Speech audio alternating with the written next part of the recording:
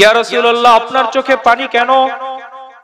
নবীজি বলতেছে, ভাই জিবরিল, এই যে দেখো দরজায় মালাকুল মউত দাঁড়ায় আছে, অনুমতির অপেক্ষায়, অনুমতি হলেই সে আমার জানকে কবজ করবে, কিন্তু আমি তো অনুমতি দিতে চাই। কিন্তু ভাই জিবরিল, আমার এখনো একটা প্রশ্ন বাকি। জিবরিল বলে, ইয়া রাসূলুল্লাহ, আপনার কি প্রশ্ন বাকি? বলতেছে, ভাই জিবরিল, আমি তো দুনিয়া থেকে চলে যাব, রফিকুল আলায় নেওয়ার জন্য আমাকে মালাকুল মউত চলে আসছে, কিন্তু আমার প্রশ্ন হইতেছে, আমার মৃত্যুর পর আমার উম্মতের কি হবে? আমার মৃত্যুর পর আমার উম্মতের দেখভাল কে করবে?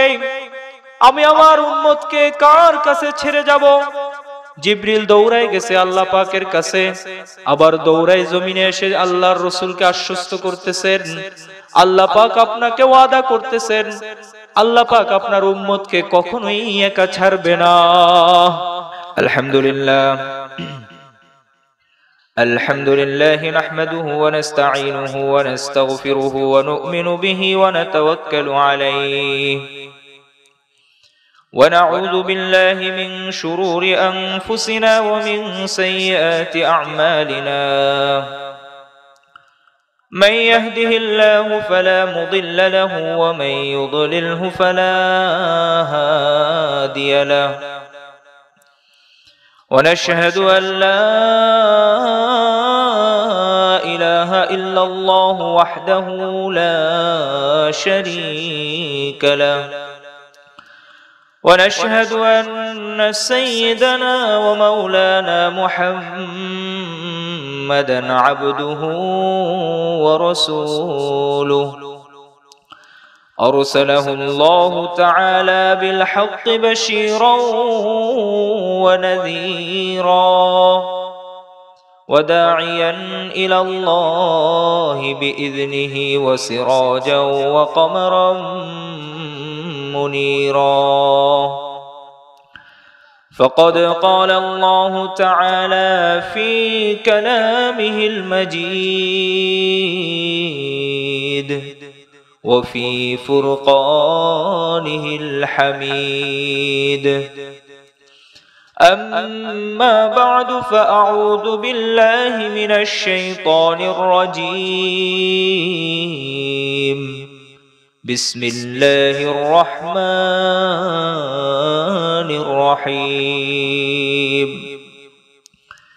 هو الذي أرسل رسوله بالهدى ودين الحق ليظهره على الدين كله ولو كره المشركون وقال رسول الله صلى الله عليه وسلم لا يبقى على ظهر الأرض بيت مدر ولا غبر إلا أدخله الله الإسلام إما بعز عزيز وإما بذل ذليل أو كما قال النبي صلى الله عليه وسلم اللهم صل على محمد وعلى آل محمد كما صليت على إبراهيم وعلى آل إبراهيم إنك حميد مجيد اللهم بارك على محمد وعلى آل محمد كما باركت على إبراهيم وعلى آل إبراهيم إنك حميد مجيد بلغ العلا بكماله كشف الدجى بجماله حسنت جميع خصاله صلوا عليه وآله निहायत काबिल एहतराम उपस्थित सदरे जलसा एवं आमार सामने उपविष्ट आमार दीनदरदी मुसलमान भाइयेरा पद्दार आड़ाले सम्मानित आमार श्रद्धेय मा ओ बोनेरा आल्लाह पाक रब्बुल आलामीनेर दरगाहे अजस्र लाखो कोटी शुक्रिया ज्ञापन करछि जे महान रब्बुल आलामीन आमादेरके दुनियाबी समस्त काजेर थेके फाराक करे জান্নাতের এক টুকরা বাগানে আল্লাহ পাক আমাদেরকে দ্বীনি আলোচনা শোনার জন্য আসার তৌফিক দান করছেন। ওই রব্বে কারীমের দরবারে আমরা সকলে ঈমানের আওয়াজকে উঁচু করে বজ্র কণ্ঠে মুসলমানের ঈমানি তেজস্রী আওয়াজে আমরা সকলে শুকরিয়া আদায় করি আলহামদুলিল্লাহ, এবং হাজারো লক্ষ কোটি দুরূদ ও সালাম এই বিশ্ব সভার সভাপতি আকায়ে নামদার তাজদারে মদিনা জনাবে মুহাম্মদুর রাসূলুল্লাহ সাল্লাল্লাহু আলাইহি ওয়াসাল্লাম। সম্মানিত হাজিরিন, রাত মোটামুটি কম হয়নি, দীর্ঘ আলোচনার দিকে যাওয়ার কোনো ইচ্ছা আমার নাই। আমি আপনাদের সম্মুখে পবিত্র কালামুল্লাহ শরীফ থেকে যে আয়াত তেলাওয়াত করেছি এবং এই আয়াতের সমর্থনে পয়গম্বর মুহাম্মদুর রাসূলুল্লাহ সাল্লাল্লাহু আলাইহি সাল্লামের একটি কালজয়ী ভবিষ্যৎবাণী সম্বলিত একটা হাদিস আমি তেলাওয়াত করেছি। কোরআন এবং এই হাদিসের সম্বন্ধে যে কিছু কথা আমি আপনাদের সামনে উপস্থাপন করব, এই কথার দিকে আমি একটু পরে যাব। এটা আমার আলোচনার প্রেক্ষাপট ছিল বর্তমান পৃথিবীর পরিস্থিতিতে ইসলাম এবং মুসলমানদের সম্বন্ধে পয়গম্বর জনাবে মুহাম্মদুর রাসূলুল্লাহ সাল্লাল্লাহু আলাইহি সাল্লামের কি ভবিষ্যৎবাণী। কিন্তু যেহেতু আমার সামনে একটা মাদ্রাসা এবং এটা মাদ্রাসার মাহফিল, মাদ্রাসা সম্বন্ধে এই শিক্ষা ব্যবস্থা নিয়ে দুটি কথা না বলে আমার সামনের দিকে অগ্রসর হওয়াটা মনে হয় ঠিক হবে না। এই জন্য আমি আপনাদের কাছে প্রশ্ন করি, আপনারা সকলেই সচেতন নাগরিক, আপনারা সকলেই কম বেশি মিডিয়ার সাথে সম্পৃক্ত, খবরের কাগজ কম বেশি সকলেই পড়েন। সকালে চার দোকানে বসে, যদিও বা আগে একটা সমাজ ছিল ফজরের নামাজের পর প্রত্যেকটা ঘরের থেকে কোরআনের আওয়াজ আসতো, সূরা ইয়াসিনের তেলাওয়াত আসতো, কিন্তু এখন আর সেই আওয়াজ আসে না। এখন হয়তো নাক ডাকার আওয়াজ আসে, আর যদি চায়ের দোকানে যান তাহলে বিবিসির সংবাদ আসে, ঠিক কিনা? তো যেহেতু আপনারা সকলেই খবর কম বেশি জানেন, শুনেন, তো সেহেতু আর আমাকে বিস্তারিত বলতে হবে না। আপনারা জানেন যে বাংলাদেশে এখন বৃদ্ধাশ্রম হয়েছে কিনা? এই বৃদ্ধাশ্রমে জরিপ করা হয়েছে। আমাদের দেশে এমন কোন জিনিস নাই যেটা নিয়ে গবেষণা চলে না, ঠিক কিনা?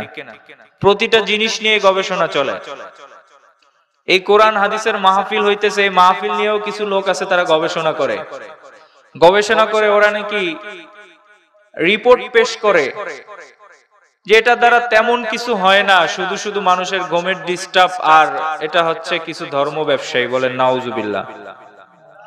আমি ওদেরকে বলতে চাই, এখনো বাংলার জমিনে উত্তপ্ত গরমের ভিতরে আমার সম্মানিতা মা এবং বোনেরা এখনো যে বোরকা পরে ঘামের ভিতরে হাত মোজা পা মোজা পরে এখনো যে রাস্তায় বের হয় দেখতেছিস তোরা, যদিও বা তোদের চোখে এটা ভালো কিছু না, কিন্তু আমরা তো চ্যালেঞ্জ করে বলতে পারি যে ওরা জান্নাতি।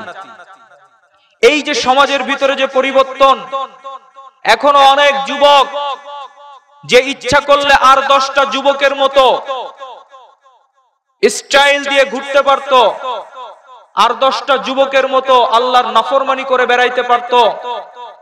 তারপরেও প্রত্যেকটা গ্রাম মহল্লায় পাড়ায় পাড়ায় এমন যুবক এখনো খুঁজলে পাওয়া যায় যারা আল্লাহর ভয়ে লজ্জাপুতির নাই নিজেদের মাথাকে নত করে চলে, ঠিক কিনা? যদি এই বাংলার জমিনে এই কোরআনের প্রোগ্রাম বন্ধ হয়ে যায়, আমি চ্যালেঞ্জ করে বলতে পারি আগামী 10 বছর পরে আর এদেরকে খুঁজে পাওয়া যাবে না। সুতরাং আমরা কি পেয়েছি না পেয়েছি মাহফিল দিয়ে এটা আমরা বুঝবো, তোদের কাছে আমাদের এগুলা বুঝতে হবে না, ঠিক কিনা? তো আমি যেটা বলতেছিলাম, এই বৃদ্ধাশ্রমে জরিপ চালানো হয়েছে। জরিপ চালায় এক সাংবাদিক সে রিপোর্ট পেশ করছে, বাংলাদেশে যে বৃদ্ধাশ্রম গুলো আছে এখানে যা মা বাবা যা আছে না কেন, বেশিরভাগ না সবই উচ্চ লেভেলের, যারা গ্রাজুয়েশন কমপ্লিট করনেওয়ালা শিক্ষিতদের মা বাবাই এখানে বেশি। আমি চ্যালেঞ্জ করে গেলাম আপনাদের মাদ্রাসায় এই মাহফিলে, আমি বাংলাদেশ ছেড়ে পলায় কোথাও যাওয়ার ছেলে আমি না, আমার বাড়ি বাগেরহাটে, বেশি দূরেও না। আমি আপনাদেরকে চ্যালেঞ্জ করে গেলাম, যদি কেউ থাকেন আমার চ্যালেঞ্জের মোকাবেলা করতে পারেন। বৃদ্ধাশ্রমে যে মা বাবাগুলো পড়ে আছে, একটা মা বাবার সন্তান যদি এই মাদ্রাসায় ডেঙ্গায় গেছে, এই মাদ্রাসায় পাড়া দিয়ে গেছে, মাদ্রাসায় কোরআনের সবক পড়ছে, নুরানি কায়দা পড়ছে, কোন ওস্তাদের কাছে বসে আলিফ বা তা এই হরফ পড়ছে, এইরকম একটা সন্তানের মা বাবা যদি আপনি বৃদ্ধাশ্রমে দেখাইতে পারেন, তাহলে আপনার জুতা আর আমার গাল। কেউ থাকলে আমার চ্যালেঞ্জ গ্রহণ করতে পারেন। এই জন্য আমি সংক্ষেপে বললাম। কেন বললাম? যদি আপনি জ্ঞানী হয়ে থাকেন, আপনার মাথার ভিতরে ঢুকায় নেন, আপনি আপনার সন্তানকে লেখাপড়া করাইতেছেন, করান, কোনো সমস্যা নাই। ইঞ্জিনিয়ার বানাচ্ছেন, বানান, কোনো সমস্যা নাই। ডক্টর বানাইতে চান, বানান, কোনো সমস্যা নাই। সায়েন্স টেকনোলজি পড়ান, কোনো সমস্যা নাই। গ্রাজুয়েশন কমপ্লিট করান, ডক্টরেট করান, এমফিল করান, আমেরিকাতে নেন, অক্সফোর্ড ইউনিভার্সিটিতে পড়ান, কোনো সমস্যা নাই। আপনার সন্তানকে আপনি হায়ার লেভেলের যত শিক্ষা আছে আপনি দেন, কোনো সমস্যা নাই। কিন্তু আমি বলে যাই, যদি বৃদ্ধাশ্রমে না যেতে চান, সন্তানকে প্রথম শিক্ষাটাই মাদ্রাসা থেকে নুরানি শিক্ষা দিয়েন। ভিত্তি স্থাপনটা কোরআন দিয়ে করেন। ভিত্তি স্থাপনটা কোরআন দিয়ে যদি করেন, ওই সন্তান বড় হলে কোনোদিন আপনাকে ফেলে দিবে না। সংক্ষেপ ভাবে আপনাদেরকে আমি বুঝায় যাই, যেহেতু বেশি রাত করব না। গাড়ি তো চিনেন আপনারা, গাড়ি চেনেন না? আপনাদের রোড দিয়ে ভালো ভালো গাড়ি যাতায়াত করে না? Scania, Volvo, green line, Mercedes Benz, elite, crore crore টাকার গাড়ি বাংলাদেশের বিভিন্ন রুটে চলে। কক্সবাজার রুটে গেলে দেখা যায় কত হাই লেভেলের গাড়ি। আর একটু বাইরে গেলে তো দেখা যায় রোলস রয়েলস, স্বর্ণ দিয়ে মোড়ানো গাড়ি, যেটা দুবাইয়ের প্রিন্স এবং দুবাইয়ের যে সমস্ত বিলাসী জীবনযাপন যারা করে, ওরা ছাড়া এটা কেউ ব্যবহার করতে পারে না।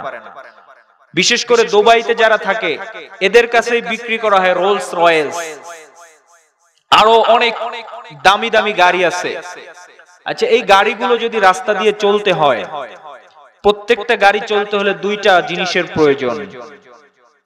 একটা জিনিস হইতেছে পাওয়ার অফ স্পিড, অর্থাৎ আপনার গতির শক্তি থাকতে হবে গাড়িটার ভিতরে। কি থাকতে হবে? গতির শক্তি, পাওয়ার। অর্থাৎ কোন কোন গাড়ি আছে আপনার 200, 300, 400, 500 কিলোমিটার বেগে ছুটে। এই যত শক্তি থাকুক না কেন গাড়ির ভিতরে, স্পিড শক্তি যতই গাড়িতে থাকুক না কেন, যদি গাড়ির ভিতরে পাওয়ার অফ কন্ট্রোল অর্থাৎ নিয়ন্ত্রণ শক্তি যদি গাড়ির ভিতরে না থাকে, এই গাড়ি চলবে? চলবে? অনেক গতি আছে, 1000 মাইল বেগে চলতে পারে, কিন্তু ব্রেক নাই, এই গাড়ি চলবে? চলবে না। কেন চলবে না? এটা দেশের জন্য জাতির জন্য ক্ষতিকর। আপনার এলাকায় কোন মালিক, কোটি টাকার মালিক, সে যদি কোনো একটা গাড়ি চালায় যে গাড়ির ভিতরে ব্রেক নাই, খুব স্পিড আছে কিন্তু ব্রেক নাই, চালাইতে দিবেন নাকি? দিবেন? কেন দিবেন না? গাড়ি তো আপনাদের না, সে কোটি টাকা দিয়ে গাড়ি কিনছে। ব্রেক না থাকার কারণে এই গাড়িটা আমাদের সমাজের জন্য ভয়ঙ্কর, ঠিক কিনা?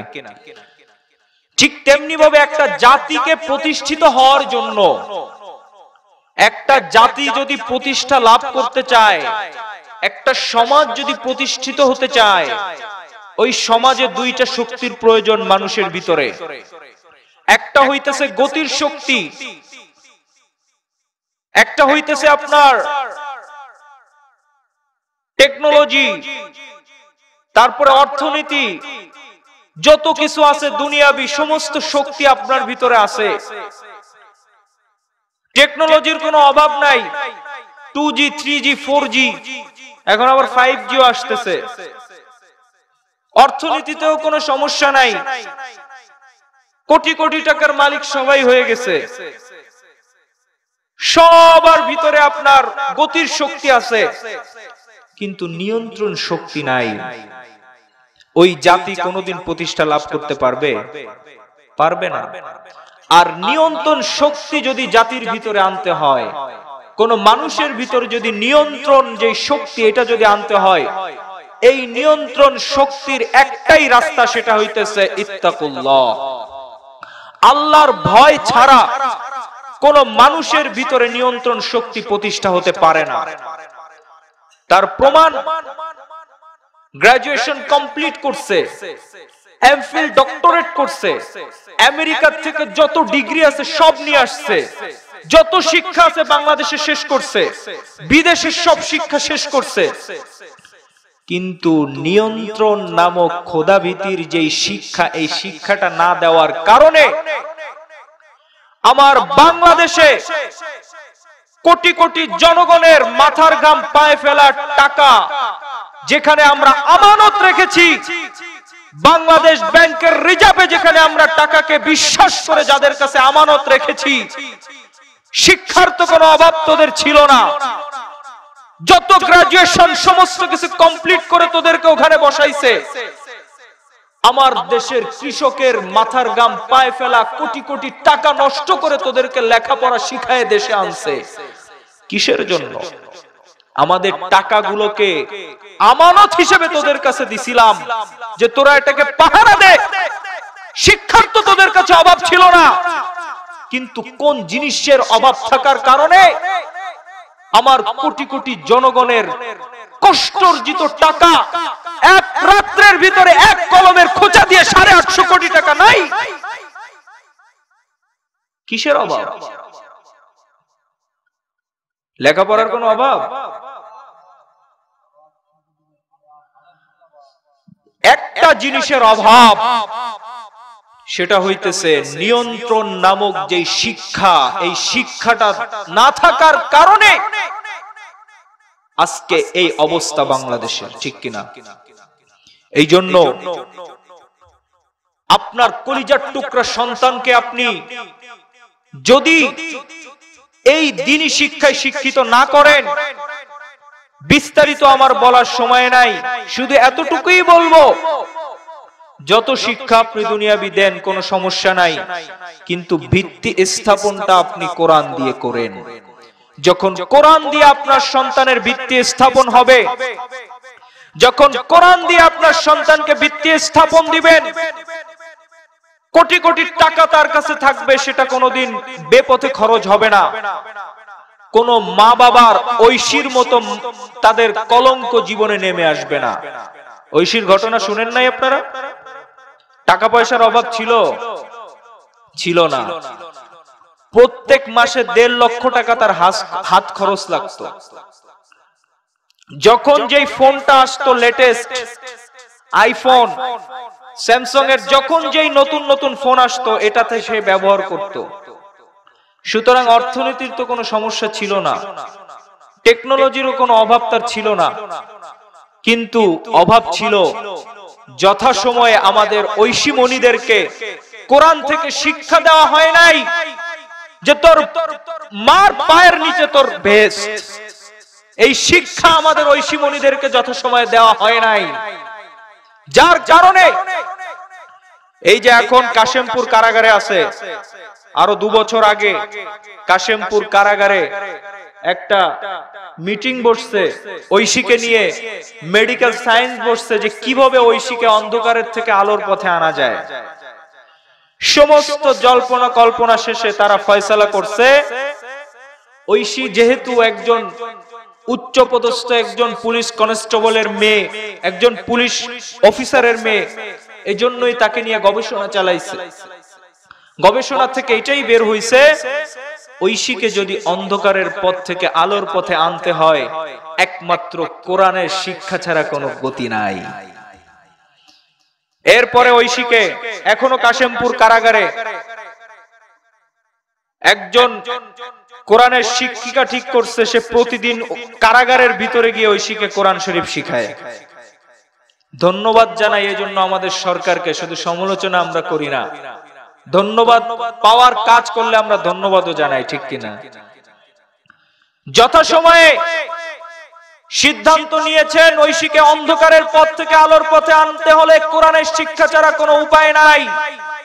সেই সাথে হৃদয়ের বেদনাটুকুও ব্যক্ত করি যে আজকে কেন বুঝে আসলো, যদি আজ থেকে 15 বছর আগে বুঝে আসতো, যথাসময়ে আমাদের ঐশী মণিদেরকে, আমাদের প্রাণের টুকরা কচিকাচাদেরকে যদি কোরআনের শিক্ষা দিতেন, কোরআন থেকে যদি তাদেরকে শিখাইতেন তোর মায়ের পায়ের নিচে তোর বেশ, তোর বাবার খুশিতে আমার মওলা খুশি, যথাসময়ে যদি ঐশীদেরকে হিজাবের শিক্ষা দিতেন, বিবাহ বহির্ভূত কোনো সম্পর্ক নারী পুরুষ হতে পারে না, এই শিক্ষা যদি যথাসময়ে ঐশীদেরকে দেয়া হতো, তাহলে আজ এই জাতির জীবনে কলঙ্কের অধ্যায় নেমে আসতো না, মা বাবাকে খুন হতে হতো না, ঐশীর জীবনে অন্ধকার নেমে আসতো না, আলোর পথে থাকতো, ঠিক কিনা? এই জন্য আপনাদেরকেও আমি বলে যাই, ছেলে সন্তান আল্লাহ পাকের আমানত। কার আমানত? আল্লাহ পাকের আমানত।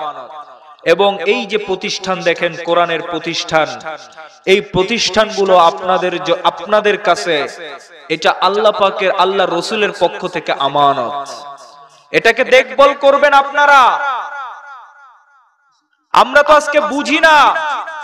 আরে বাংলাদেশে, এই জন্য আমি একটা প্রশ্নের জবাব খুঁজে পাই না, বাংলাদেশে প্রায় ধাক্কা দেয়, ধাক্কা বুঝেন, ভূমিকম্প, ভূমিকম্প প্রায় ভূমিকম্প আসে, খালি নড়ে চড়ে কিন্তু পড়ে না, ঠিক না? সর্বশেষ যে ভূমিকম্প হয়েছিল 4 জানুয়ারি 2016-তে 7.6 মাত্রার ভূমিকম্পে গোটা তাইওয়ান ধ্বংসস্তূপে পরিণত হয়ে গেছে। কিন্তু 7.9 মাত্রার ভূমিকম্প হওয়া সত্ত্বেও আমার বাংলাদেশ কিন্তু নড়েও নাই, চড়েও নাই। কারণ কি? বাংলাদেশের বিল্ডিং গুলা খুব মজবুত? না না। ও মুসলমান, কান খুলে শুনে রাখো, যেই সময়ে এই জমিন ভূমিকম্পে কেঁপে উঠেছিল, সেই সময় বাংলাদেশের টেকনাফ থেকে তেতুলিয়া পর্যন্ত 25,000 কওমি মাদ্রাসায়, 25,000 হেফজখানায় লক্ষ লক্ষ কলিজার টুকরো মুসলমানের সন্তানেরা, নিষ্পাপ মাসুম বাচ্চারা তাহাজ্জুদের নামাজ পড়ে আল্লাহর কোরআনে মশগুল ছিল, আল্লাহর কোরআন তেলাওয়াত করতেছিল। লক্ষ লক্ষ কোরআনের হাফেজ, লক্ষ লক্ষ ইমাম বিছনা ত্যাগ করেছিল এই জমিনে সিজদা দেওয়ার জন্য। সুতরাং আজকে যারা মাদ্রাসার সাথে বিরোধিতা করে, ওরা শুধু কোরআনের শত্রু না, মাদ্রাসার শত্রু না, ওরা দেশ এবং জাতির শত্রু। এই কোরআনের মাদ্রাসা টিকে আছে বিদায় এই জমিনে এখনো পানি পাইতেছ।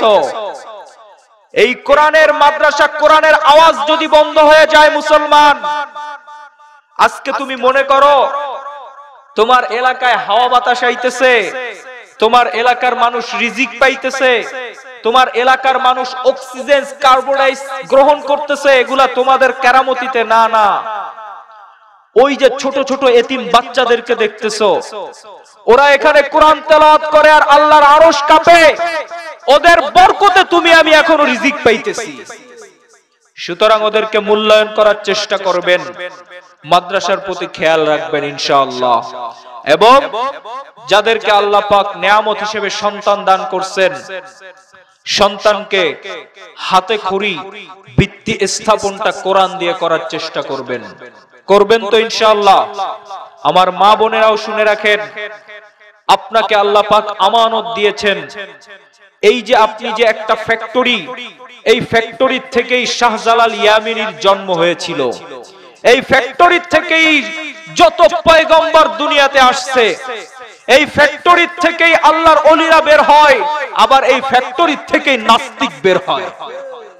তোমার ফ্যাক্টরিকে তুমি ঠিক রাখো, পর্দার সাথে চলো, আল্লাহর হুকুম পালন করে চলো, কোরআন তেলাওয়াত করো, তো জন্মের পরে যেই সন্তানটা বের হবে ওরও আকৃষ্ট কোরআনের দিকে থাকবে।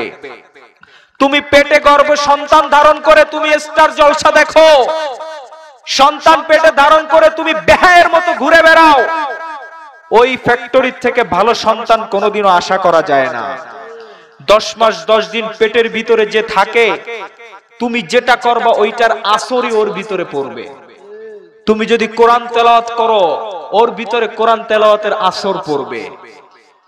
তুমি যদি আল্লাহর হুকুম লঙ্ঘন করো, তোমার পেটের থেকেও যেটা বের হবে ওটাও আল্লাহর হুকুম লঙ্ঘন করনেওয়ালা হয়েই বের হবে। এই জন্য আপনাদের কাছে আমার অনুরোধ, মা বোনদের কাছে, আসুন আমরা জানি এবং সেই অনুযায়ী মানার চেষ্টা করি। কারণ আপনাদের জন্য জান্নাত খুবই সহজ, খুবই সহজ।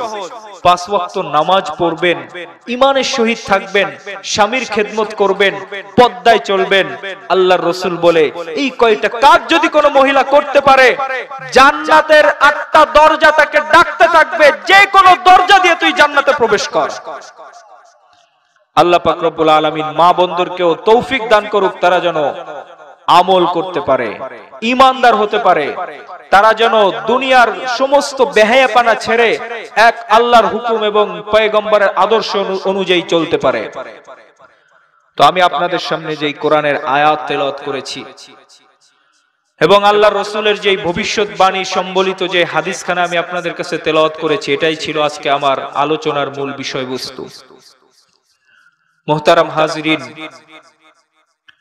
কোরআনের এই আয়াত এবং হাদিসের দ্বারা আমি আপনাদেরকে এটাই বলবো, আপনাদেরকে আমি এইটাই আহ্বান করব যে আপনারা নতুন দিনের জন্য প্রস্তুতি গ্রহণ করেন। কিসের প্রস্তুতি? নতুন দিনের প্রস্তুতি গ্রহণ করবেন। যুবকদেরকে বলি, ও যুবক, নতুন দিনের প্রস্তুতি গ্রহণ করার জন্য তুমি তৈয়ার হয়ে যাও। কারণ সেই দিন বেশি দূরে নয় যেই দিন এই সমস্ত পৃথিবী আবার মুসলমানরা শাসন করবে। সারা পৃথিবীর সমস্ত ক্ষমতার আসনে আবার মুসলমানরা দাখিল হবে। মুসলমানদের হাতে এই পৃথিবীর ক্ষমতা আবার চলে আসবে। সেই দিন বেশি দূরে নয়, অতি সন্নিকটে। কারণ এই পৃথিবীর সমস্ত কিছু মিথ্যা হতে পারে, আমি আপনি মিথ্যা হতে পারি। যেই আসমান আমার মাথার উপরে আমি দেখতেছি, আসমান মিথ্যা হতে পারে। যেই জমিনের উপরে আমরা চলাফেরা করতেছি, বিজ্ঞান কোনোদিন এই জমিনকেও মিথ্যা প্রমাণিত করতে পারে। পৃথিবীর সব কিছু মিথ্যা হতে পারে, কিন্তু আমার পয়গম্বরের লাল গোলাপের পাপড়ির যেই 2টা ঠোঁটের মাঝখান থেকে যেই ভবিষ্যৎবাণী বের হইছে, এটা কোনোদিন মিথ্যা হতে পারে না। সেই পয়গম্বরের ভবিষ্যৎবাণী, সেই পয়গম্বর বলতেছেন, লা ইয়াবকা আলা যহরিল আরদি বাইতু মাদারিন ওয়ালা গবরিন ইল্লা আদখালাহু আল্লাহুল ইসলাম ইম্মা বিইজ্জি আজিজ ওয়া ইম্মা বিযিল্লি যালিল। আমার পয়গম্বরের ভবিষ্যৎবাণী, এই পৃথিবীতে এমন কোন জনপদ থাকবে না, এই পৃথিবীতে এমন কোন গ্রাম মহল্লা থাকবে না, এমন কোন দেশ থাকবে না যেখানে ইসলামের পতাকা উদীয়মান না হবে। এমনকি ওয়াশিংটনের আমেরিকার হোয়াইট হাউস হোক না কেন, চাই সেটা রাশিয়ার সোভিয়েত ইউনিয়নের মস্কোর রাজপ্রাসাদ হোক না কেন, চাই সেটা চায়নার পিকিং এর রাজপ্রাসাদ হোক না কেন, দিল্লির রাজপ্রাসাদ হোক না কেন, পৃথিবীর সমস্ত বাতিল শক্তির রাজপ্রাসাদের তাদের দম্ভ এবং খর্বকে গুড়িয়ে সমস্ত রাজপ্রাসাদের উপর ইসলামের হেলালি উদ্যান হবেই হবে ইনশাআল্লাহ। সেই দিন বেশি দূরে নয়। এটা আমার পয়গম্বরের হাদিস, আল্লাহর রাসূলের এই হাদিস এবং কোরআনের এই বিভিন্ন আয়াত এবং হাদিসের দিকে আলোকপাত করে যারা হাদিস বিশারদ যারা, তারা তো আমাদেরকে এই সুসংবাদ দিচ্ছে, ওলামায়ে কেরামরা তো আমাদেরকে এই কথাই বলতেছে, চলতি এই একবিংশ শতাব্দী, এই শতাব্দী মুসলমানের বিজয়ের শতাব্দী হবে ইনশাআল্লাহ।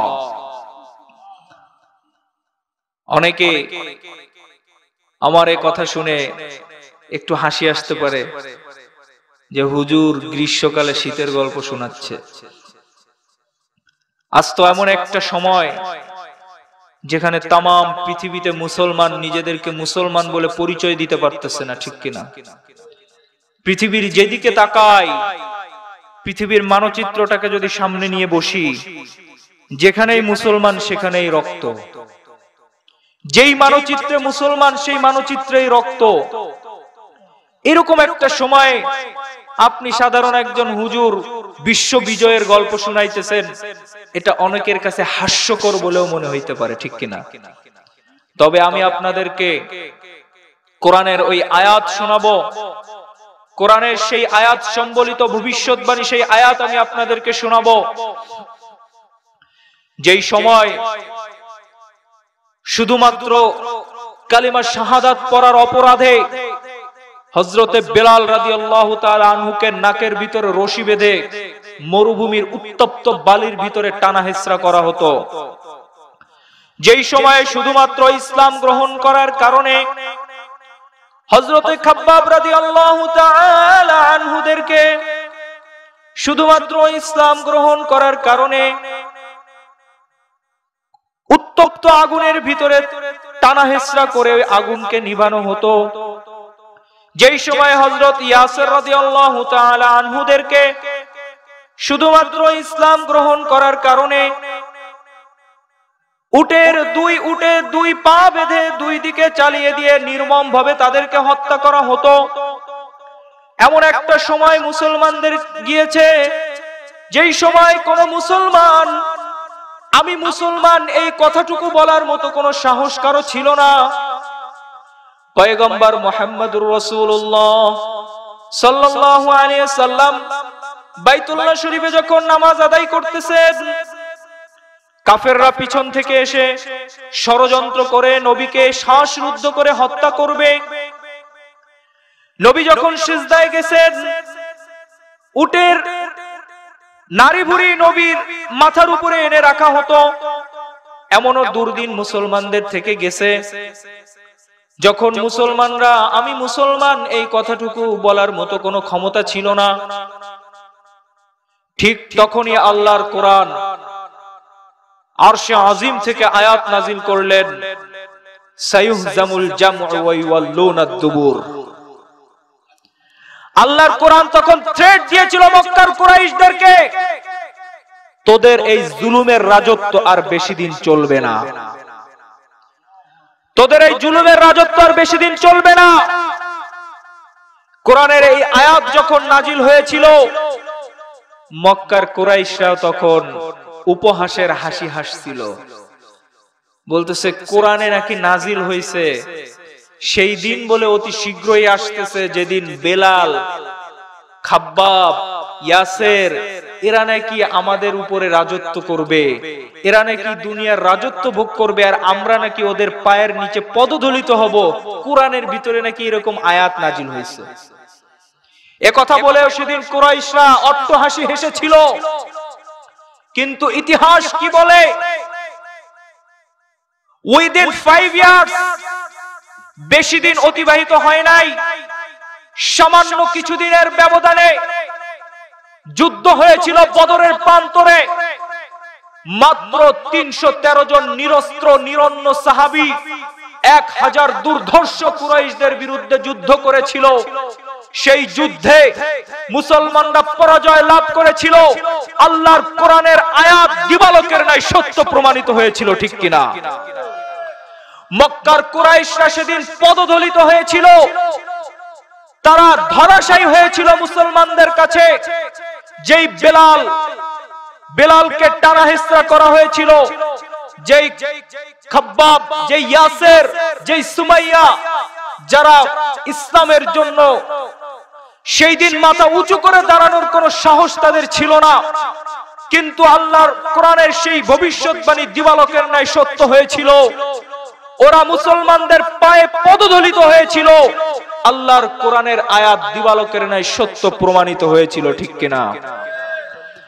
ইতিহাস বলে নবীজি যখন মদিনাতে হিজরত করলেন, মদিনাতে তখন কোন রকম মার্কাজ হিসেবে আল্লাহর রাসূল গড়ে তুললেন। মদিনাতে কোন রকম সাহাবাদেরকে নিয়ে আল্লাহর রাসূল একটু মাথা গোজার ঠাঁই নিলেন। ওদিক দিয়ে কুরাইশরা তো এখন নিজেরা পারে নাই, সমস্ত আরবের যত যোদ্ধা আছে তাদের থেকে সেনা সংগ্রহ করে 15,000-এর একটা বিশাল বাহিনী তারা তৈরি করছে, যেই বাহিনী নিয়ে মদিনাতে হামলা করবে। আল্লাহর রাসূলের কাছে এই ঘোষণা আসলো, আওয়াজ আসলো যে মক্কা থেকে 15,000-এর বিশাল এক বাহিনী আসতেছে, যেই বাহিনী মদিনাতে হামলা করবে, মুসলমানদেরকে দুনিয়া থেকে ধূলিসাৎ করে দিবে। নবীজি আমার পরামর্শে বসলেন, সাহাবেদেরকে নিয়ে পরামর্শ বসলেন, এখন কি করা যায়? সবেমাত্র আমরা একটু মাথা গোজার ঠাঁই পেয়েছি। তখন সাহাবীরা ছিল সকল সাহাবী ছিল তখন, তারা ছিল কামলা, দিনমজুর সাহাবী ছিল। অর্থনৈতিক অবস্থা তাদের মোটেই ভালো ছিল না, দুদিনের খাবার সংগ্রহ করার মতো ক্ষমতা কারো ছিল না। ঠিক সেই সময়ের ভিতরে পরামর্শে বসলেন নবীজি। হযরত সালমান ফারসি রাদিয়াল্লাহু তাআলা আনহু পরামর্শ দিলেন, ইয়া রাসূলুল্লাহ, আমাদের এখন এমন একটা সময়, আমরা না পারবো ওদের সাথে যুদ্ধ করতে, না পারবো ওদেরকে মোকাবেলা করতে। আমাদের রওয়ায়াত অনুযায়ী আমরা যদি মদিনাতে একটা খাল খনন করি, এই খাল খনন যদি আমরা করতে পারি, তাহলে শত্রুর হাত থেকে আমরা মোকাবেলা পাবো। নবীজির কাছে এই পরামর্শটা পছন্দ হলো। নবীজি তখন 3000 সাহাবীকে সংগ্রহ করলেন। মা বাইনা জাবালিন ইলা সুরিন, 3.5 মাইল রেখা টানলেন নবীজি। মদিনাতে 3.5 মাইল রেখা টেনে নবীজি 10 জন করে সাহাবীকে ভাগ করে দিলেন, এক একটা জামাত করে, এক একজনকে 10 গজ করে খাল খনন করার দায়িত্ব দিয়ে দিলেন। মুহতারাম হাজিরিন, এটা কোনো মাটি কাটার খাল ছিল না, এটা ছিল মরুভূমির পাথরময় ভূমি খনন করা খাল। এই খালকে যখন এই খাল খনন করার জন্য নবীজি সাহাবাদেরকে ভাগ ভাগ করে দিলেন। যখন তারা এই খালকে খনন করতেছে, কোন সাহাবার পেটে কোনো খাবার নাই, কষ্ট আর কষ্ট, পাথরময় ভূমি খনন করতেছে, 2 দিন 3 দিন পর্যন্ত না খাওয়া, ফেরি করনেওয়ালা, কামলা দেনেওয়ালা সাহাবা। যখন তারা ক্ষুধার তাড়নায় আর পারতেছে না, তখন পেটে পাথর বেঁধে নবীজির কাছে আসছে একটু সান্ত্বনার জন্য। ইয়া রাসূলুল্লাহ, আপনার দ্বীনকে হেফাজতের জন্য, মদিনাকে হেফাজতের জন্য আমরা দেখেন পেটে পাথর বেঁধে আজকে কাজ করতেছি, আমাদের কাছে কোনো খাবার নাই। নবীজি কি বলে তাদেরকে সান্ত্বনা দিবেন? তাদের পেটে পাথর বাঁধা দেখে নবীজির চোখে অশ্রু প্রবাহিত হয়েছিল। নবীজির কাছে সান্ত্বনা দেওয়ার মতো কোনো ভাষা ছিল না। মুখের কথায় তো আর পেটের ক্ষুধা যায় না। এমন অবস্থা হয়েছিল সাহাবীদের যে কোন সাহাবী, তারা যে পেটের চামড়া পিঠের সাথে মিশে গেছে ক্ষুধায়, মাটি নিয়ে যে তারা দাঁড়াবে এরকম কোন শক্তি তাদের ছিল না। এরকম অবস্থার ভিতর নবীজি তাদেরকে কি বলে সান্ত্বনা দিবে? নবীজি আমার যখন কোন সান্ত্বনার বাণী না পালেন, বুখারী শরীফের ভিতরে আসছে, নবীজি তখন নিজের চাদরটাকে সাহাবীদের সামনে উঠায় দিলেন, নিজের চাদরকে সাহাবীদের সামনে উঠায় ধরলেন। তখন সাহাবীরা দেখলো আমরা তো ক্ষুধার তাড়নায়, আমরা তো ক্ষুধার যন্ত্রণায় পেটে একটা পাথর বাঁধছি, কিন্তু দয়ার নবী, মায়ার নবী, তার পেটের ভিতরে দুইটা পাথর বাঁধা। যদিও বা জিবরিল আসছে মিকাইলকে নিয়ে, মিকাইলকে নিয়ে আসছে, নবীজির পাশে এসে দাঁড়াইছে। নবীজিকে বলে ইয়া রাসূলুল্লাহ, পাশে কে দেখেন? বলতেছে কে?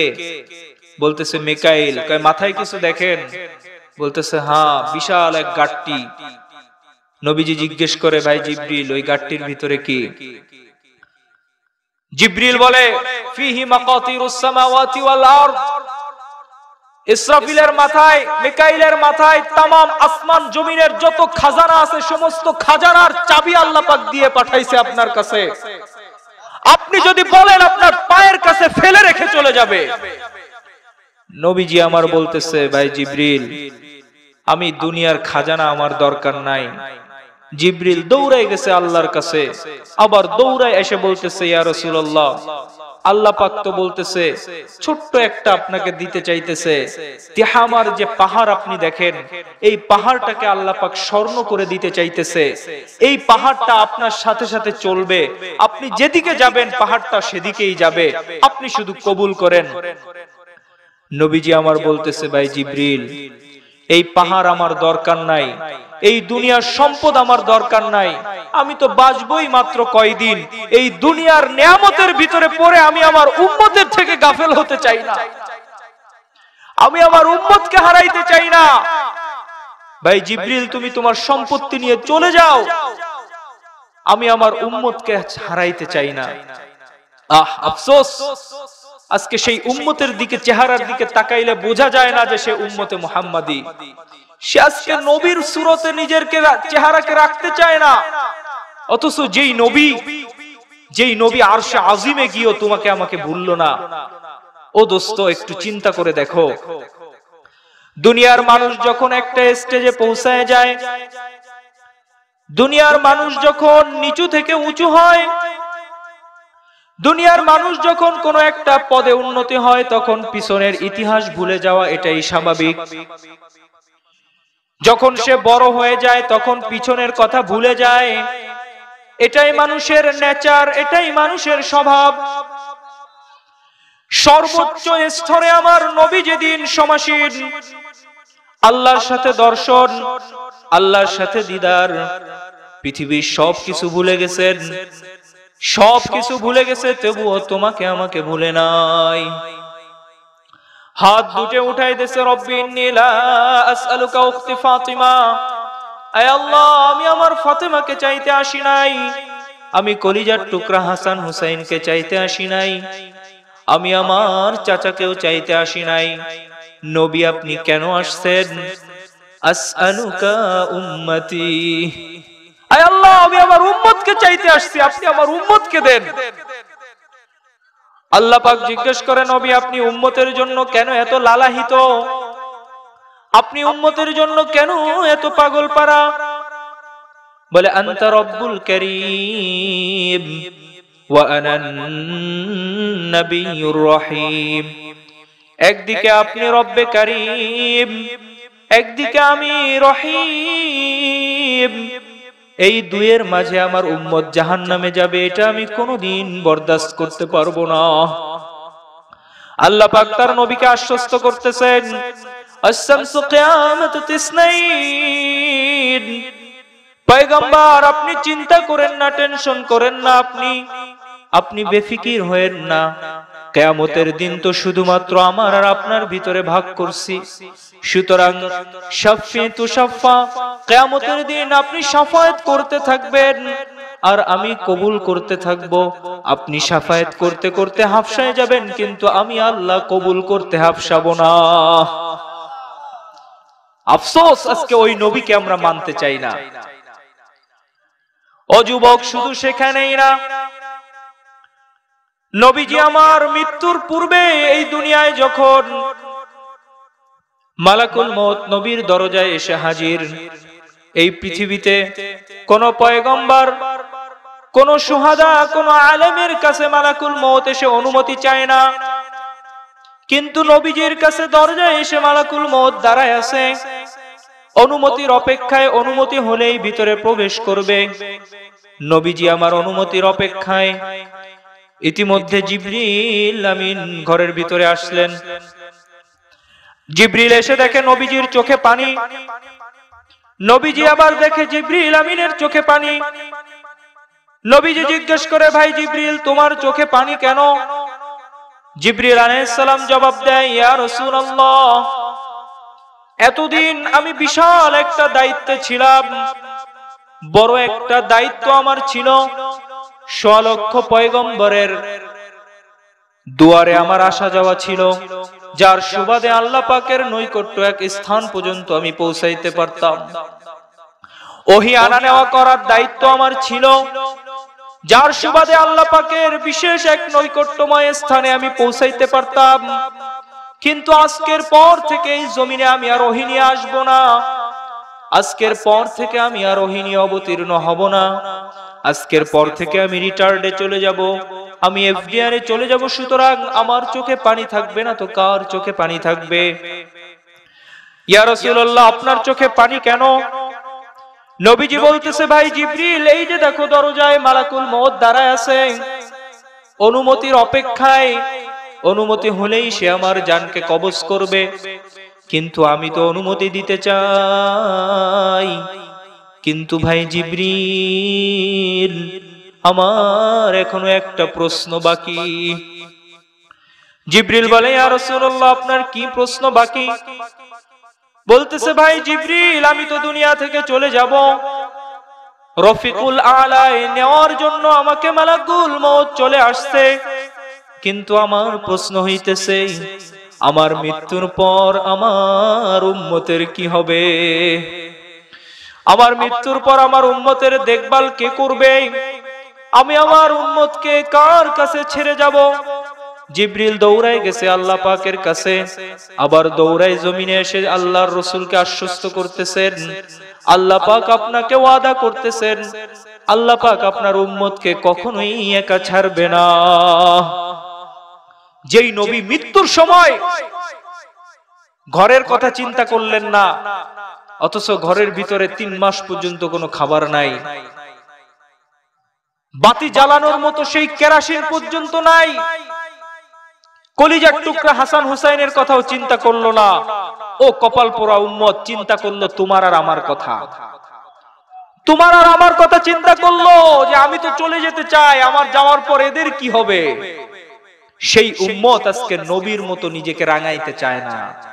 সেই উম্মত আজকে নবীর মতো, নবীর আদর্শকে গ্রহণ করতে চায় না, নবীর মতো জীবন যাপন করতে চায় না।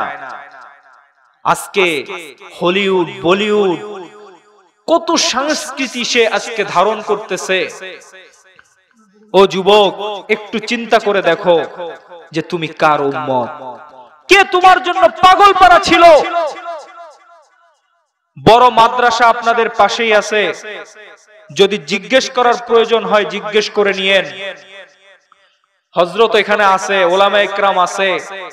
ওহী যখন নাজিল হয়, ওহী হাদিসের ভিতরে আসছে জাআলার রূহ আইয়াক, ওহী যখন নাজিল হতো তো রূহ কেমন জানি বের হয়ে যাইতো নবীজির, এইরকম অবস্থা হয়ে যেত। উট যদি দাঁড়ায় থাকতো, উট শুয়ে পড়তো। এত কষ্ট, এত যন্ত্রণা হতো নবীর যখন ওহী নাজিল হইতো নবীর উপরে।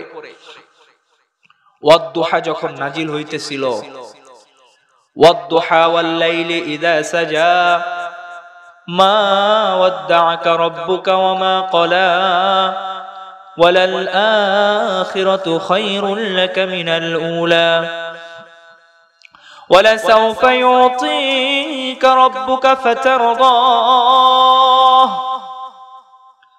ওয়াদ-দুহা যখন নাজিল হইতেছিল, ওয়ালা সাউফা ইউতিকা রাব্বুকা ফাতারদা পর্যন্ত যখন জিবরিল পৌঁছাইলেন, নবীজি ওই কষ্টের ভিতরে, জান বের হয়ে যাইতেছে ওই অবস্থার ভিতরে নবীজি জিবরিলকে থামাই দিলেন। ভাই জিবরিল একটু দাঁড়াও, কেবল কি পড়লা তুমি আবার একটু বলো। জিবরিল বলে, ইয়া রাসূলুল্লাহ, সূরাই তো এখনো শেষ হয় নাই, আপনি কেন থামাই দিলেন? ওই কষ্টের ভিতরে, ওই যন্ত্রণার ভিতরে নবীজি আমার জিবরিলকে থামাই দিলেন। জিবরিল বলে, ইয়া রাসূলুল্লাহ, সূরা তো এখনো শেষ হয় নাই, আপনি কেন আমাকে থামাই দিলেন? নবীজি বলে, ভাই জিবরিল, কি বললা তুমি আবার একটু বলো। জিবরিল বলতেছে, ওয়ালা সাউফা ইউতিকা রাব্বুকা ফাতারদা। জিবরিলকে বলে, ভাই জিবরিল, এখানে তো আমার উম্মতের জন্য, আমার জন্য চাওয়ার সুযোগ আছে, সুতরাং আমি আমার উম্মতের জন্য আল্লাহর কাছে চাওয়ার কোন ক্ষেত্রকে আমি হাতছাড়া করতে চাই না। ওই কষ্টের ভিতরে হাত দুখান উঠাই দিছে, ইয়া আল্লাহ, আমি তোমার উপরে ততক্ষণ পর্যন্ত রাজি এবং খুশি হব না যতক্ষণ পর্যন্ত আমার একটা উম্মত জাহান্নামে যাবে, ততক্ষণ পর্যন্ত আমি তোমার উপর রাজি এবং খুশি হব না। অথচ সারা দুনিয়ার ইনসানকে আল্লাহ পাক ডাক দিয়ে বলতেছেন, 100 লক্ষ পয়গম্বরকে আমার আল্লাহ ডাক দিয়ে বলতেছেন, তোমাদের কারো কোনো নিস্তার নাই, কারো কোনো উপায় নাই, রেহাই নাই। যদি আমি আল্লাহ তোমাদের উপর রাজি এবং খুশি না হই, তোমাদের কারো কোনো নিস্তার নাই। তামাম দুনিয়ার মাখলুকতকে আল্লাহ পাক ডাক দিয়ে বলেন, সমস্ত দুনিয়ার মাখলুকত, তোমাদের কারো কোনো উপায় নাই, রেহাই নাই, নিস্তার নাই, যদি আমি আল্লাহ তোমাদের উপর রাজি এবং খুশি না হই। তামাম পৃথিবীর জন্য একটা সিস্টেম, কিন্তু বন্ধুর বেলায় এসে আল্লাহ পাক সিস্টেমকেই পরিবর্তন করে দিয়েছেন।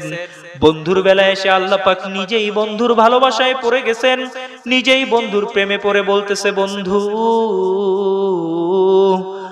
কেমন যেন আমার রব্বে কারিমের কোনো নিস্তার নাই, উপায় নাই, আমার কলিজা যেন ঠান্ডাই হবে না যতক্ষণ পর্যন্ত আপনি আমার উপর রাজি এবং খুশি না হবেন। আল্লাহু আকবার! কেমন নবী আল্লাহ পাক আমাদেরকে দান করছে। ওই নবীকে মানবো না তো কাকে মানবো বলেন?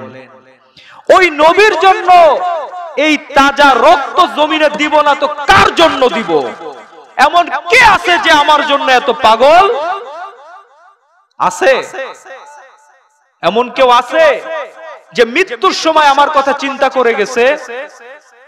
সর্বশেষ একটা কথা আপনাদেরকে শোনায় যায়, যাচাই আপনারা করে নিয়েন। নফখাতুল উলা যখন হবে, প্রথম সিংহায় যখন ফুৎকার মারা হবে, পৃথিবী যখন লন্ডভন্ড হয়ে যাবে, নফখাতুস সানি যখন হবে, দ্বিতীয় সিংহায় ফুৎকার হওয়ার আগে আল্লাহ পাক 4 জনকে জীবিত করবেন। জিবরিল, মিকাইল, ইসরাফিল, মালাকুল মউত। এই 4 জনকে আল্লাহ পাক জীবিত করবে। জীবিত করবে, জিবরিল আমিন তখন কাঁপতে থাকবে, আর 3 জন জিজ্ঞেস করবে যে আপনি কেন কাঁপতেছেন? তখন জিবরিল আলাইহিস সালাম বলবে, একটু পরেই আমাকে হুকুম করা হবে পয়গম্বরকে মাকামে মাহমুদে উঠায় নিয়ে আসার জন্য, কিন্তু আমি ভুলে গেছি মৃত্যুর পরে যে নবীজির কবর কোথায়। 3 জন বলবে ফাসআলিল আরদ, আপনি জমিনকে জিজ্ঞেস করেন। জমিনকে জিজ্ঞেস করবে আইনা কবর হাবিবার রহমান, আল্লাহর পয়গম্বরের, আল্লাহর হাবিবের কবর কোথায়? জমিন তখন জবাব দেবে কদ আফলাহানি আল্লাহু দাক্কান দাক্কা, আল্লাহ পাক প্রথম সিংহায় ফুৎকারের পরে আমাকে এমন ছেনা ছেনছে, আমিও ভুলে গেছি যে আল্লাহর রাসূলের কবর কোথায়। জিবরিল আলাইহিস সালাম পর মারবে, নবীজিকে কবরে গিয়ে সালাম দিবে, কুম ইয়া হাবিবার রহমান। আল্লাহর নবী ওই দিন কবর থেকে উঠবে। ও মুসলমান, একটু চিন্তা করো, ওই দিনও আল্লাহর নবী কবর থেকে উঠবে, আর 2টা শব্দ বলতে বলতে উঠবে। আল্লাহর নবী ওই দিনও কবর থেকে কাঁদতে কাঁদতে উঠবে, আর চিৎকার মারতে মারতে উঠবে, ইয়া উম্মতি ইয়া উম্মতি, আইনা উম্মতি আইনা উম্মতি, জিবরিল জিবরিল, আমার উম্মত কোথায়? আতারাকতু আলা শাফিরি জাহান্নাম, তুমি আমার উম্মতকে জাহান্নামের কিনারায় ফেলে রেখে আমাকে উঠাইতে আসছো। জিবরিল আমিন সেদিন কসম খাবে বিইজ্জাতিকা ওয়া জালালিক, আল্লাহর কসম করে বলতেছি আপনার একজন উম্মতকেও এখনো উঠানো হয় নাই, আপনি ব্যতীত তো জমিন এখনো কাউকেই ছাড়ে নাই, আমি আপনার উম্মতকে কোথায় জাহান্নামের কিনারায় রেখে আসলাম। ও মানিকদার মানুষ, একটু চিন্তা করো, ওই দিন যেই নবী কবর থেকে উঠবে আর চিৎকার মেরে কাঁদতে কাঁদতে উঠবে, আইনা উম্মতি আইনা উম্মতি আইনা উম্মতি, জিবরিল জিবরিল আমার উম্মত কোথায়, আমার উম্মত কোথায়, আমার উম্মতকে জাহান্নামের কিনারায় ছেড়ে তুমি আমাকে উঠাইতে আসছো। ওই নবীকে মানবো না তো কাকে মানবো বলেন? ওই নবীর মতো চেহারা করব না তো কার মতো চেহারা করব? এত কিছু করার পরেও, এত কিছু কুরবানি করার পরেও কাল কিয়ামতের ময়দানে যদি আমাকে বলে সুহকান সুহকান লিমান গায়্যারা বাদি, দূর হয়ে যা, দূর হয়ে যা তুই আমার সামনে থেকে, আমি চলে আসার পরে তুই আমার সমস্ত কিছুকে ধূলিসাৎ করে দিছিস, আমার শরীয়ত আমার আদর্শকে ধূলিসাৎ করে দিছিস, তোর মতো উম্মত আমার দরকার নাই। যেই নবী কোন ক্ষেত্রকে আমার আপনার জন্য হাতছাড়া করে নাই। জিবরিল আসছে 70,000-এর সুসংবাদ নিয়ে, নবীকে খুশি করতে চাইতেছে আল্লাহ পাক, 70,000-এর সুসংবাদ নিয়ে আসছে। ইয়া রাসূলুল্লাহ, আল্লাহ পাক আপনাকে সুসংবাদ দিচ্ছে, আপনার উম্মতের 70,000 বিনা হিসাবে আল্লাহ পাক জান্নাতে দিয়ে দিবে।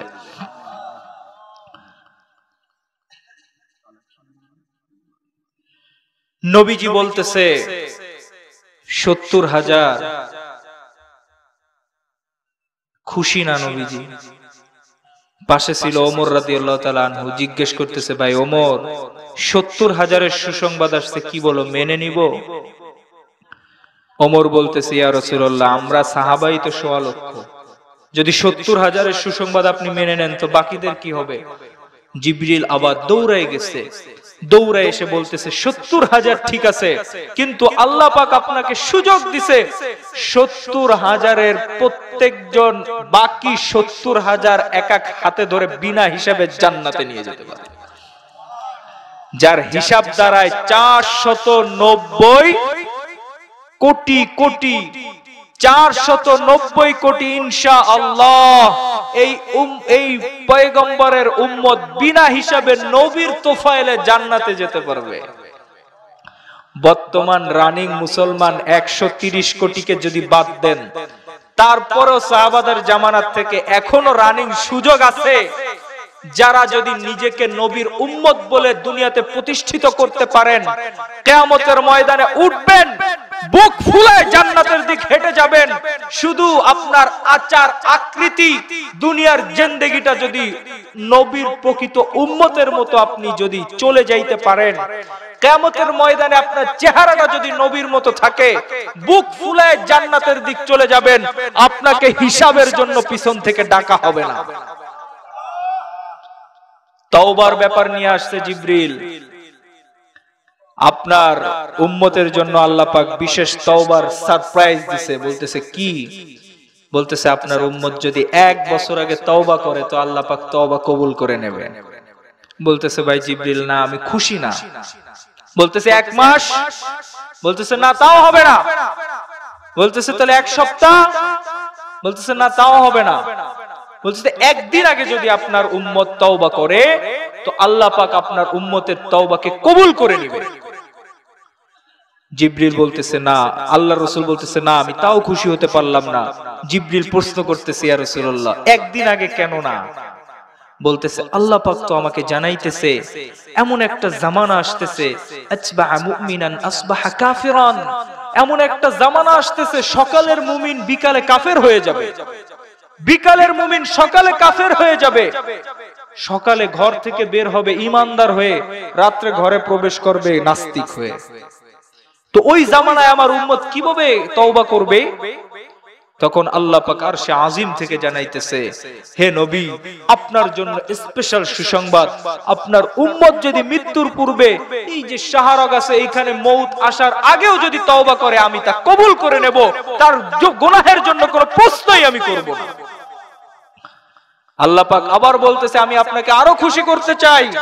বলতেছে, সেটা আবার কি?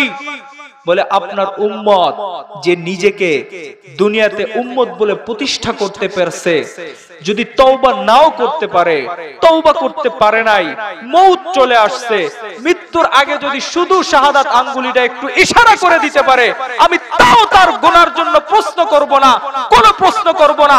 হাজারো বছর যদি গুনাহ করে, বিনা হিসাবে আমি তাকে জান্নাতে দিয়ে দেব। ওই নবীকে মানবো না তো কাকে মানবো বলেন? ওই নবীর আদর্শ গ্রহণ করব না তো কার আদর্শ গ্রহণ করব? সুতরাং ওই পয়গম্বর যেইখান থেকে চলে আসছিলাম, সেই নবী আমার খন্দকের পারে দাঁড়িয়ে নিজের চাদরটাকে খুলে দিয়েছে সাহাবাদের সামনে। সাহাবারা দেখতেছে, আমরা তো মাত্র একটা পাথর বাঁধছি, কিন্তু দয়ার নবী তার পেটে দুইটা পাথর বাঁধা। এই দৃশ্য যখন সাহাবীরা দেখলো, তারা তখন অশ্রু জলে স্নিগ্ধ হয়েছিল, কেঁদেছিল। কেঁদে তারা নতুন নতুন প্রাণের সঞ্চয় তারা নিয়েছিল, যে আজকে নবীজি যদি দুই পাথর পেটে বেঁধে আজকে যদি মাটি কাটতে পারে, তাহলে আমরা কেন পারবো না? তখন আরো বেগবান হয়ে, আরো শক্তি সঞ্চয় করে সাহাবীরা আবার নতুন করে পাথর খনন করা শুরু করলো। পাথর খনন করতে হবে, কারণ শত্রু আসতেছে মক্কা থেকে, 15,000-এর বিশাল এক বাহিনী মদিনাতে আসতেছে ধ্বংস করতে। ইতিমধ্যে বুখারী শরীফের ভিতরে আছে, নবীর কাছে ঘোষণা আসলো, যেই জায়গায় খাল খনন করতেছে ওইটার ভিতরে বিশাল এক পাথর বাঁধছে। যেই পাথর এত বড় চাটান, যদি ওটাকে সরানো না যায় তাহলে ঘোড়া এসে অনায়াসেই ওইটার উপর থেকে চলে এসে মুসলমানদের উপর আক্রমণ করতে পারবে। নবীজি আমার বললে, যাও, আনা নাজিলুন, আমি আসতেছি, তোমরা যাও। নবীজি গেলেন, ফাআখাযাল মি'ওয়াল, নবীজি কুড়াল ধরলেন, কুড়াল ধরে আল্লাহু আকবার বলে 3টা আঘাত করলেন পাথরের উপর। 3টা আঘাতের সাথে সাথে সেই বিশাল পাথরের চাটান বালির স্তূপে পরিণত হয়ে গেল। এটাও আমার শোনানোর বিষয় নয়, আসল যেই বিষয়টা সেটা হচ্ছে, নবীজি যখন 3টা আঘাত করলেন, সাহাবীদেরকে জিজ্ঞেস করলেন, আমি যে 3টা আঘাত করছি, এই আঘাতের সাথে কি তোমরা কিছু দেখছো? সাহাবীরা বললেন, ইয়া রাসূলুল্লাহ, দেখেছি। আপনার 3 আঘাতের সাথে 3টা বিদ্যুৎ উৎপন্ন হয়েছে, বিদ্যুৎ উৎপন্ন হয়েছে, আগুনের ফুলকি বের হয়েছে। নবীজি বলতেছে, সাহাবারা, এই আগুনের চমকের ভিতরে কি তোমরা আর কিছু দেখেছো? সাহাবারা বলতেছে, ইয়া রাসূলুল্লাহ, না, চমকের ভিতরে আমরা আর কিছু দেখি নাই। নবীজি বলতেছে, প্রথম আঘাতের পরে যখন বিদ্যুৎ চমকাইছে, ওই চমকে আল্লাহ পাক আমাকে সেই মাদায়েমের সাদা সাদা রাজ প্রাসাদগুলো আল্লাহ পাক আমাকে দেখাইছেন। দ্বিতীয় চমক যখন উৎপন্ন হয়েছে, সেই কায়সার রোম সাম্রাজ্যের উচ্চ প্রাসাদ এবং তাদের যেই ধনভাণ্ডার আল্লাহ পাক আমাকে দেখাইছে। তৃতীয় যেই বিদ্যুৎ উৎপন্ন হয়েছে, সেই বিদ্যুতের থেকে পারস্যের খাজানা, পারস্যের সেই বড় বড় রাজপ্রাসাদ আল্লাহ পাক আমাকে দেখিয়েছেন, এবং আল্লাহ পাক আমাকে সুসংবাদ জানাচ্ছেন, আজকে তোমরা অনাহারি অদ্যাহারি, তোমাদের পেটে আজকে খাবার নাই, কিন্তু আমি তোমাদেরকে সুসংবাদ দিয়ে যাচ্ছি, সেই দিন বেশি দূরে নয়, যেই দিন মাদায়েম, রোম, পারস্য সহ সমস্ত কিছু তোমাদের পায়ের নিচে পদধলিত হবে, সমস্ত ক্ষমতা তোমাদের হাতে আসবে, বাতিল শক্তিরা তোমাদের পায়ের নিচে পদধলিত হবে। মুসলমানদের, তোমাদের হেলালি পতাকা একদিন এই সমস্ত রাজপ্রাসাদের দম্ভ গর্ব মাটির নিচে গুড়িয়ে ইসলামের হেলালি পতাকা একদিন উদ্দীর্ণ হবে ইনশাআল্লাহ। আল্লাহর নবী এই ঘোষণা যখন দিলেন, ওই অবস্থার ভিতরে অনাহারী অদ্যাহারী সাহাবীরা ক্ষুধার যন্ত্রণায় কাতর। ওই অবস্থার ভিতরে যখন এই ঘোষণা আল্লাহর নবী দিলেন, এই ভবিষ্যৎবাণী যখন আল্লাহর নবী শুনাইলেন, ওই অবস্থার ভিতর সাহাবারা জোরে সোরে তাকবীরের ধ্বনিতে পুরা মদিনা কম্পন সৃষ্টি করে তুলল। মুনাফিকরা বলে, কি হলো রে, এত জোরে তাকবীরের আওয়াজ আসে কি লেগে? মুনাফিকদের কলিজার ভিতর কম্পন সৃষ্টি হয়ে গেছে। আজও কিছু মুনাফিক আছে, মাহফিলের ভিতরে যখন আল্লাহু আকবারের তাকবীরের ধ্বনি হয় তখন ওদের কলজা কাঁপে, ওরা সহ্য করতে পারে না। ওরা বলে, আমাদের বড় বড় শায়েখ যারা আছেন উনাদের মাহফিলে যখন কম্পন সৃষ্টি হয়, নারায়ে তাকবীরের আওয়াজ যখন যায়, মুনাফিকরা তখন বলে, হুজুর মাহফিল করবেন করবেন কিন্তু তাকবীর দিবেন না। আসল কারণ হইতেছে এই তাকবীরের ধ্বনি শুনলে যেরকম মুনাফিকদের শরীরে কম্পন সৃষ্টি হয়ে যায়, বর্তমান সমাজেও কিছু মুনাফিক আছে নারায়ে তাকবীরের আওয়াজ শুনলে ওদের কলিজার ভিতরে কম্পন সৃষ্টি হয়, ঠিক কিনা? মদিনার ভিতরে যখন কম্পন সৃষ্টি হলো, মুনাফিকরা দৌড়ে আসছে যে কি হলো রে, পেটে পাথর বাইন্ধে ওরা মাটি কাটার কামলারা পেটে পাথর বাইন্ধে মাটি খুঁজতেছে, এর ভিতরে আবার এত জোশ আসে কোন জায়গা থেকে? মুনাফিকরা দৌড়ায় আসছে, বলে কি হইছে তোমাদের? বলতেছে, আমাদের পয়গম্বর নবীজি আমাদেরকে ভবিষ্যৎবাণী শুনাইতেছেন, বলে সেই দিন বেশি দূরে নয় যেদিন মাদায়েম পারস্য রোম সাম্রাজ্য আমাদের হাতে আসবে, আমাদের ক্ষমতায় আসবে, সমস্ত ধনভাণ্ডার আমাদের কাছে চলে আসবে এবং সমস্ত কিছু মুসলমানদের সারা পৃথিবীর ইনসানিয়তের তাদের উপকারার্থে আমরা তাদের সমস্ত ধনভাণ্ডারকে আমরা বিলীন করব, আমরা দু হাতে বিলাবো। এই কথা শুনে মুনাফিকরা হাসে, হাসতে হাসতে একজন আরেকজনের উপর গোড়ায় পড়ে, খাইতে পারস না কামলা, পেটে ভাত নাই, পাথর পাথর বাইন্ধে কাজ করতেছিস, আবার তোরা স্বপ্ন দেখিস মাদায়েন জয় করবি, তোরা স্বপ্ন দেখিস রোম পারস্য জয় করবি। রোম পারস্য কি জিনিস তোরা জানিস? রোম পারস্য কি জিনিস তোরা জানিস? রোম পারস্য হইতেছে বর্তমান পৃথিবীর সুপার পাওয়ার। তোরা চিন্তা কর, ওই যে মক্কা থেকে 15,000-এর যে জাগতিক বাহিনী আসতেছে, ওরা তোদেরকে আইসা টিপে টিপে মারবে, তোদের প্রাণবায়ু শেষ করে ফেলবে, তোরা ওইটা চিন্তা কর, তোরা রোম পারস্যের কথা চিন্তা করিস না। কিন্তু মুহতারাম হাজিরিন, ইতিহাসের পাতা উল্টান, বেশি দিন যায় নাই, নবীজি আমার 5ম হিজরিতে এই ভবিষ্যৎবাণী শুনিয়েছিলেন। নবীজি ইন্তেকালের পর হযরতে আবু বকর রাদিয়াল্লাহু তাআলা আনহু খেলাফতের দায়িত্ব গ্রহণ করলেন। আবু বকর রাদিয়াল্লাহু তাআলা আনহু 2 বছর শাসন আমল করলেন। আবু বকর রাদিয়াল্লাহু তাআলা আনহুর ইন্তেকালের পর হযরতে ওমর রাদিয়াল্লাহু তাআলা আনহুর 10 বছর শাসন আমলে শুধু মাদায়েম নয়, রোম পারস্য সহ পৃথিবীর সুপার পাওয়ার সমস্ত শক্তি মুসলমানদের হাতে এসেছিল। মুসলমানদের ঘোড়ার টপ্রনিতে, তাদের কম্পনে সমস্ত বাতিল শক্তি তছনছ হয়ে গিয়েছিল। মুসলমানরা সমস্ত রাজপ্রাসাদের উপরে মুসলমানদের হেলালি পতাকা উড্ডীয়ন করেছিল। ইনশাআল্লাহ পারে নাই। সেদিনও যারা অট্টহাসি হেসেছিল তাদের এই হাসি ঠিক থাকে নাই। আমার পয়গম্বরের ভবিষ্যৎবাণী দিবালকের মতো সত্য প্রমাণিত হয়েছিল, ঠিক কিনা? নবীজি আমার উম্মে হারাম রাদিয়াল্লাহু তাআলা আনহার ঘরে শুয়ে আছেন, হঠাৎ ঘুম থেকে উঠছেন। নবীজির চেহারায়, চাঁদ মাখা চেহারায় কেন জিলিক মারতেছে, সারা পৃথিবী কেমন যেন আলোকিত হয়ে গেছে, মিসকে হাসি দিচ্ছেন নবীজি। উম্মে হারাম রাদিয়াল্লাহু তাআলা আনহা জিজ্ঞেস করতেছে, ইয়া রাসূলুল্লাহ, আযহাকাল্লাহু সিন্নাকা ইয়া রাসূলুল্লাহ, আপনার এই হাসি অব্যাহত থাকুক, আপনার এই বান্দি জানতে চায় আপনার এই হাসির রহস্য কি? নবীজি বললেন, আমাকে এই ঘুমের ভিতরে আল্লাহ পাক স্বপ্নে দেখাইছে আমার উম্মতের ভিতরে এমন একটা জামাত হবে, আমার সাহাবাদের ভিতরে এমন একটা জামাত হবে যারা শুধু এই ভূমি, এই মাটির ভূমি নয়, বরং যে এই সমুদ্র পাড়ি দিয়ে সুদূর সাইপ্রাস পর্যন্ত তারা ইসলামের পতাকা নিয়ে চলে যাবে এবং সেখানে তারা ইসলামের পতাকা উদীয়মান করবে। তাদের জন্য আমি আল্লাহর পক্ষ থেকে জান্নাতের সুসংবাদ দিয়ে যেতে চাই। নবীজি আমার এই ঘোষণা দিলেন। উম্মে হারাম রাদিয়াল্লাহু তাআলা আনহা বলতেছে, ইয়া রাসূলুল্লাহ, আমার জন্য দোয়া করেন, আমিও যেন সেই জামাতের ভিতরে থাকতে পারি। নবীজি বললেন, যা, তোকেও দোয়া করে দিলাম, তুইও সেই জামাতের ভিতরে থাকবি।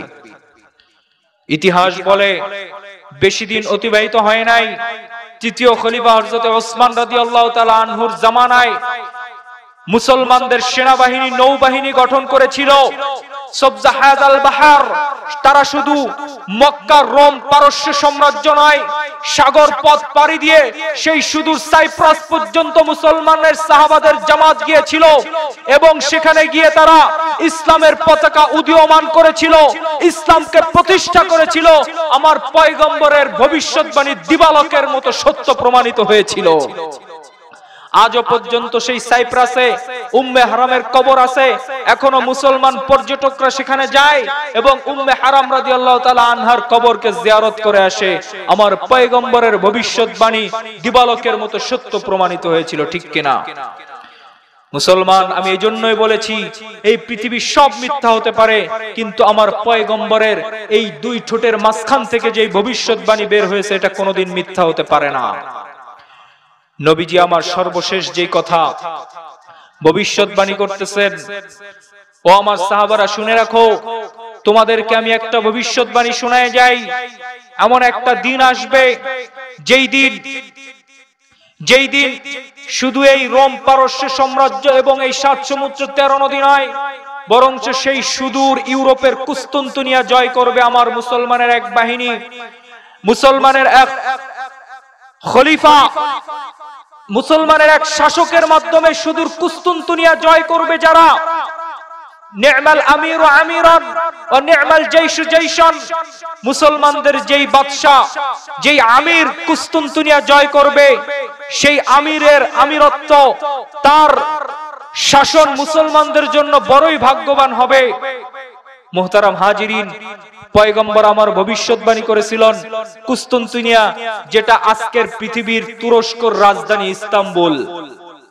নবীজি ভবিষ্যৎবাণী করেছিলেন, বছরের পর বছর চলে গেছে, সহস্র বছর চলে গেছে, কিন্তু কুস্তুনতুনিয়া, এই ইস্তাম্বুল কখনো মুসলমানরা জয় করতে পারে নাই।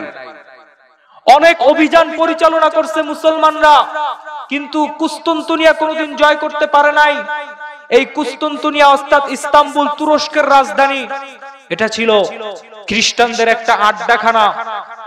তখন কেউ কোনোদিন কল্পনাও করতে পারত না, পাগলেও শুনলে হাসতো যে ইস্তাম্বুল কোনোদিন মুসলমানরা জয় করবে, এটা তখন পাগলেও শুনলে হাসতো। কিন্তু যুগে যুগে ওলামায়ে কেরাম, নবীর প্রকৃত ঝান্ডাবাহী উম্মতরা এটা কোনোদিন অবিশ্বাস করে নাই যে আমার পয়গম্বরের ভবিষ্যৎবাণী কোনোদিন মিথ্যা হবে, এটা কোনোদিন কেউ অবিশ্বাস করে নাই। সহস্র শতাব্দী চলে গেছে, কখনো মুসলমানরা এই কুস্তুনতুনিয়া জয় করতে পারে নাই। কিন্তু ইতিহাস বলে 825 খ্রিস্টাব্দে মুসলমানের দ্বিতীয় বাদশা মুরাদের ঘরে, সুলতান মুরাদের ঘরে ঔরসে এক বাচ্চা জন্ম নিয়েছিল, যার নাম ছিল সুলতান মোহাম্মদ ফাতেহ। যেই সুলতান মোহাম্মদ ফাতেহ মাত্র 25 বছর বয়সে 857 খ্রিস্টাব্দে সে এক অভিযান পরিচালনা করেছিল।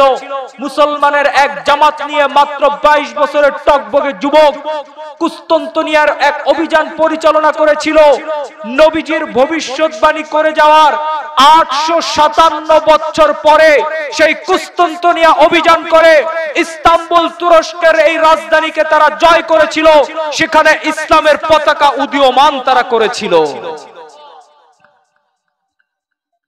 নবীজির ভবিষ্যৎবাণী 857 বছর পরে হলেও সেটা সত্য প্রমাণিত হয়েছে, ঠিক কিনা? যেই ইস্তাম্বুল থেকে, যেই তুরস্কর রাজধানী থেকে, যেই তুরস্কর রাজধানী যখন মুসলমানরা জয় করলো, 600 বছর পর্যন্ত এই তুরস্কে, এই ইস্তাম্বুলে আল্লাহর কোরআনের আইন জারি ছিল। 600 বছর পর্যন্ত সারা পৃথিবী তারা শাসন করেছিল। কিন্তু ইতিহাস বলে 1924 সালে মুসলমানের ঘরে মুসলমান নামধারী এক নাস্তিক মোরতাদের জন্ম হয়েছিল, যার নাম মোরতাদ কামাল আতাতুর্ক। এই নাস্তিক মুসলমানের ঘরে জন্ম হয়ে সর্বপ্রথম এই পৃথিবীতে ধর্ম নিরপেক্ষ এই রাজনীতির প্রতিষ্ঠা করেছিল।